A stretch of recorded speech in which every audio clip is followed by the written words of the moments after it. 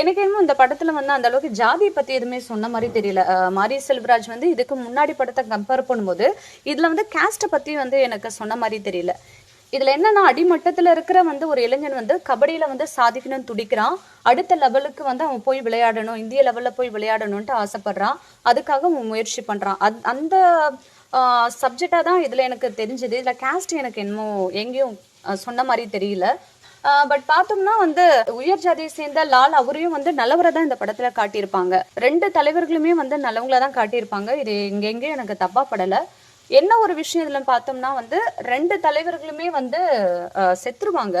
ஆனா வந்து கூட இருக்கிற ஆளு தான் ரெண்டு பேருமே காட்டி கொடுப்பாங்க. அந்த ஒரு விஷயத்த வந்து மாரி செல்வராஜ் வந்து இதுல ஸ்ட்ராங்கா சொல்லியிருக்காரு. ஆக்சுவலி இது உண்மையா வந்து நடந்திருக்கு, நம்மளும் கேள்விப்பட்டிருக்கோம்.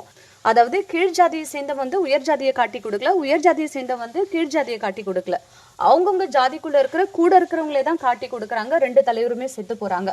அந்த ஒரு விஷயத்த வந்து மாரி செல்வராஜ் ரொம்ப அழுத்தமா சொல்லியிருக்காரு. அது உண்மையாவே பாராட்டப்பட வேண்டிய விஷயம். ஏன்னா இந்த படத்தை பார்க்கும்போது ஆம்ஸ்டாங் கொலை அதுதான் எனக்கு ஞாபகத்துக்கு வந்தது.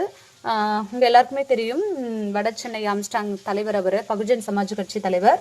அவர் வந்து மர்டர் பண்ணிட்டாங்க. அதுல வந்து கூலிப்படைகள் வந்து அவரை தாக்குவாங்க. பட் ஆனா ஸ்கெட்சு போட்டு கொடுத்தது பக்கத்துல அவரோட இனத்தை சேர்ந்தவங்களே தான் வந்து காட்டி கொடுத்துருக்காங்க அப்படின்ற மாதிரி ஒரு டாக் போயிட்டு இருக்கு. ஸோ எனக்கு அந்த படம் பார்க்கும்போது எனக்கு அதுதான் ஃபீல் ஆச்சு.